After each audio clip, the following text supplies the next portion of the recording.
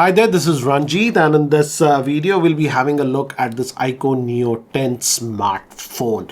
And I've been actually using this smartphone for a week now, and I know my videos are delayed, but I was actually having fever for the last 3 days. So just down now the fever came down, so I decided to shoot this video because I feel this is a pretty important smartphone.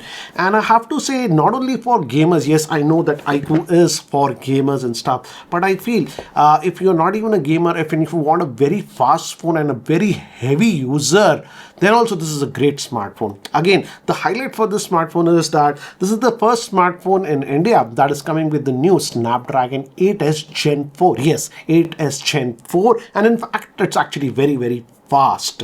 I'll talk about that later. But apart from that, this also has a massive 7000 milliamp hour battery, and the battery life that I'm getting on this one is nothing short of incredible. And then also the handset is actually not that bulky or heavy. It weighs just 207 grams. Overall, the specs are actually very good on this smartphone, and again the display is also really good. It's a AMOLED screen, 1.5K, again very high resolution. In fact, can go pretty bright and all that. But before that, let's see what comes in the box. This comes with this one, and it says iQOO 10. The smartphone was here. Again, it's a dual SIM nano that you're getting, some paperwork and stuff like that. Good thing is that you're still getting the charger, and you also get this bumper case with this one. And I would suggest that you use this with the bumper case like this. It looks like this, and in fact, it does not add any bulk to the smartphone. So that's what it is. And you still get this 120 watt charger. But the good thing is that this smartphone is also compatible with PD chargers. I tested it, and you also get this Type-C to Type-C cable and a SIM ejector tool. So nice to see that still iQOO is giving us the fast chargers in the box. So that's what we get in the box. I'll again, regarding the pricing, as this smartphone is already released, the base variant comes with 128 gigabytes of storage. That'll have the UFS 3.1 storage, but the 256 gigabytes and the 512 gigabyte variant will come with the UFS 4.1. And again, this is a review unit that was sent to me by iQOO. And overall, I have to say, it's excellent. And again, if you look at the back, again, this layout looks very similar to the iQOO's flagship, but again, here it's just a dual camera setup. The primary is a 50 megapixel and the 8 megapixels ultra wide, but again, the camera is decent. Front facing is 32 megapixel, as you can see. And overall, I would say, if you look at the bezels and all these things, also it's very thin on this one. But I feel the star of the show for me personally was the Snapdragon 8s Gen 4, and you are able to get it under 30,000 in India, and this is a phenomenal chip. To give you context, this is the ANTUTU benchmark I ran on this one, and this is about 2.1 million, very close to 2.1 million. I got 2.1 million also, but ANTUTU goes up and down a little. This is the latest one that I got. Another thing you'll notice is that also when I was running the benchmark, the smartphone did not heat up that much. In fact, it did go to 41, but it stabilized at around 40.7, which is actually very good. So the thermals also are very well controlled on this smartphone. And also in terms of benchmarks, if I compare it to the Snapdragon 8s Gen 3, the 8s Gen 3, if I recall, got ANTUTU benchmark score of about 1.4 million to 1.45 million. So this is significantly faster. And the reason for that is the 8s Gen 4 is actually a pretty powerful chipset. In fact, in terms of CPU, if we talk, CPU power is about 31% more, and the biggest improvement is in the GPU. The GPU is almost 49% powerful. And also, as this is a new chip, AI improvements are also there, and it's about 44% faster in AI computations compared to the Snapdragon 8s Gen 3. So definitely definitely I would say this 8S Gen 4 is a beast of a chip. And in fact, this performance that I'm getting on this one is actually very, very good. Also, I like the fact that iQOO did not compromise on the core hardware. The RAM that we get on this one is LPDDR5X Ultra RAM. And you might ask, what is this Ultra? Ultra is slightly even faster version of this LPDDR5X RAM that we get.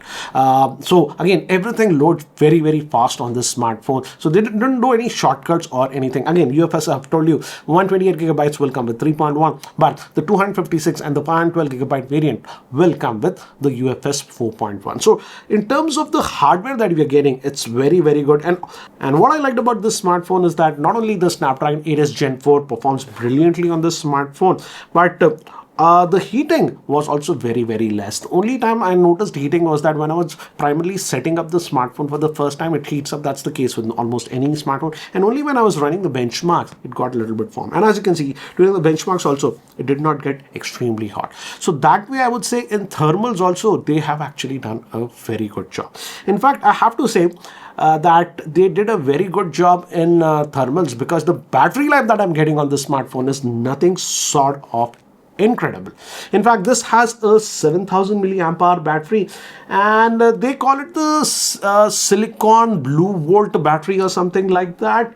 And I was a little bit curious, and so I did a little bit of digging. The silicon blue volt battery is technically a second generation of the silicon carbide battery. And boy, oh boy, I have to say, the battery life that I was getting on this smartphone is nothing short of incredible. In fact, I'll show you some of the screenshots that I have shared to give you an idea about the real-time battery life that I got. Let me just get out of this one. This is the gallery app and albums. I'll have some screenshots. Yes, all photos. Okay, this was the last screenshot that I took. And this when I was sick, as I've told you, I was having fever.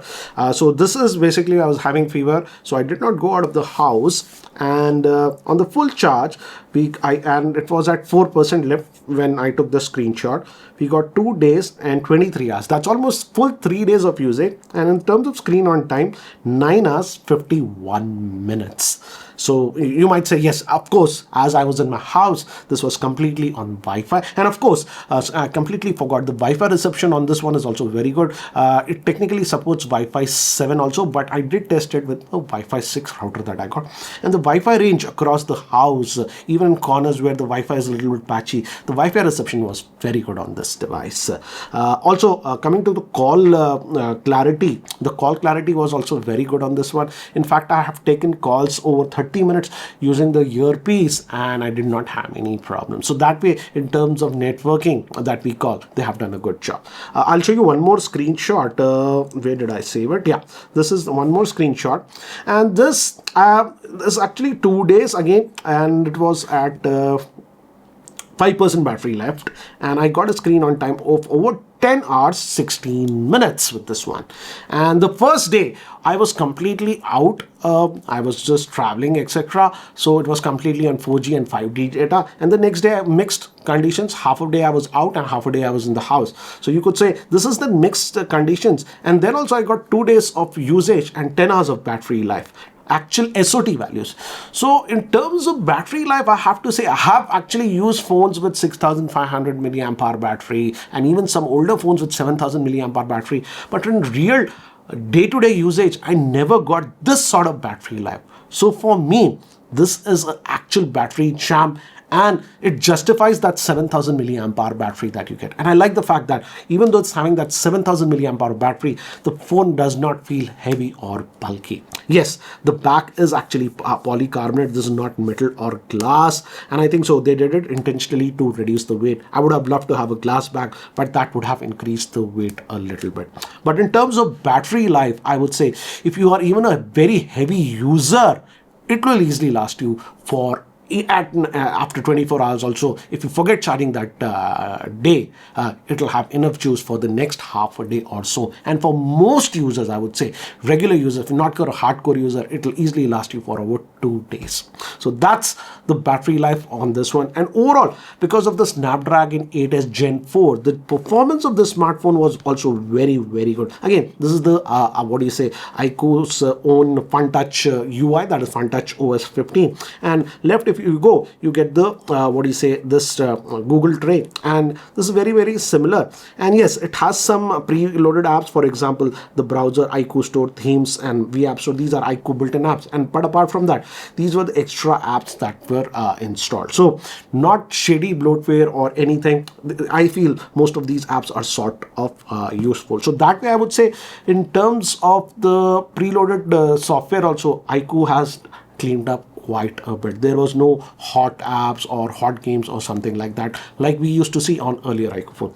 One more small interesting thing that I noticed is that, and this was missing in many of the iQOO smartphones in this category, this price range, they never used to put NFC, but now NFC is also there on this smartphone. So that is something that I love. So FunTouch OS 15, which is nothing but Android 15, and this will be getting the next 3 Android upgrades and next 4 years of security updates. So that's what it is. And if you go to about the phone, this is what it is. And again, as you can see, this is the top end variant, as it's a review note they have given us. This comes in 16 gigabytes of RAM with 512 gigabytes of storage. Again, you also have RAM boost 16 plus 16. I don't know why you'll need it, but yeah, if you want to have that option, that is there on this one. So overall, I would say in terms of hardware, it's good. Again, the screen quality is also very good on this one. In terms of fluidity and everything, it's very good. Also, the RAM management was done very well on this smartphone. So that way, I would say in terms of basics, they have done an excellent job. It's an excellent smartphone, even for heavy users, for who are constantly on the road or outside, maybe on a sales job or something. You need that battery life, or you need that extended battery life. So this is one smartphone that handles, and also it's a very powerful smartphone. So you don't have to worry about the performance. As you know, I'm not a big gamer or anything like that, but I did play Call of Duty a little bit for about 30 minutes. I could play it on the highest setting. But again, if you want to know more about the gaming, please check out some other channels who dedicatedly do gaming and stuff like that. As this is a new smartphone, again, we are also having those AI integrations that we see. Again, Google Gemini is there. If you press this, you can invoke the Google Gemini and use this and all these things. Apart from that, okay, this is the one sample image that I had shot. But if you can go to edit, and if you press this adjust, sorry, not adjust, if we go to the framing option, you also have this AI image enhancer. And let me just enhance a little bit more and start enhancing. And with AI, it's going to try to add borders or what, enhance that. And as you can see, it actually did a very good job. To give you an idea, this was the original image, and this is the enhanced image, and you can save it or whatever. I'll just saved it. So that is there. Also, object that removing people from scenes, etc. As you can see, this was a photograph I took when I was in the Airtel store. I had to replace one of my SIMs. As you can see, a lot of people are over here. So you can even easily go to edit and AI erase, and you have an option of remove all people. So it's going to scan and highlight all the people over here, and you can just tap them and you can remove them. So these functions actually work out very well on this one. And of course, if you are on something like this or whatever, that circle to search is there. You can just highlight or whatever, do the circle to search and all those things. Yeah, image. So all those features are there on this one. I have to stress on this one, the phone simply does not feel heavy and feels like it is having that 7000 milliamp hour battery. And yes, iQOO does not claim this is a super camera centric smartphone or whatever, but yeah, the primary camera is a 50 megapixel, and this is the basic interface that you get on this one. And you can go to 2x zoom and from here, and this is the ultra wide, that is 8 megapixel. But the good thing is that video we can shoot in 4K with even the front facing as well as the rear facing camera. So let me show you some of the sample shot with this one. Let's start with shots taken in indoor lighting conditions, and as you can see, even in indoor and dull lighting conditions, the camera actually produces some pretty good shots. These were taken in Airtel showroom where I went to replace my SIM. These are now some outdoor shots, and in outdoor shots also, as you can see, we have ample detail and the colors are produced well. This is the regular shot and this was the ultra wide. One more example, regular shot and this is the ultra wide. Now moving to some indoor shots in dull lighting condition. These were in the regular mode, this is in the portrait mode, and this is portrait 2x mode. This is again regular shot, this was ultra wide, this was portrait 1.5x, and this was the portrait 2x. These were shot with the 32 megapixel selfie cameras, and the selfies actually come out good. And in the portrait bokeh mode, you can actually adjust the bokeh for the amount of background blur. And regarding the HDR also, it does actually a very good shot. This is a very difficult shot. This I shot with another front facing camera, another brand, and notice the background was blown away. But this is with the Neo 10, and it is able to maintain the background even in such harsh lighting conditions. Now we are recording with the rear facing camera, and I've kept it to 4K 30 FPS. We can do that 4K 60 FPS, and we can zoom into 2x and 1x, but we can't go to ultra wide while recording the video with the rear facing camera. So what I'm going to do is I'm just going to walk down these steps to give you an idea how is the stabilization. And there is quite a bit of wind, so there might be wind noise. I've just climbed it down.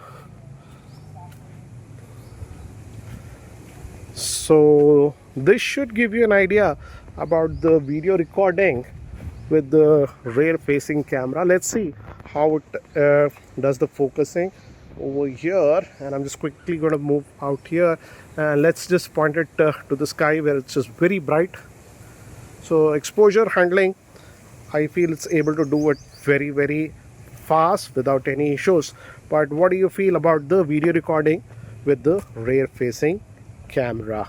I'm shooting this video with the front facing camera of this iQOO Neo 10, and I'm shooting at 4K 30 FPS. But the good thing is that we can even shoot at 4K 60 FPS with the front facing camera, which is generally not found in smartphones in this range.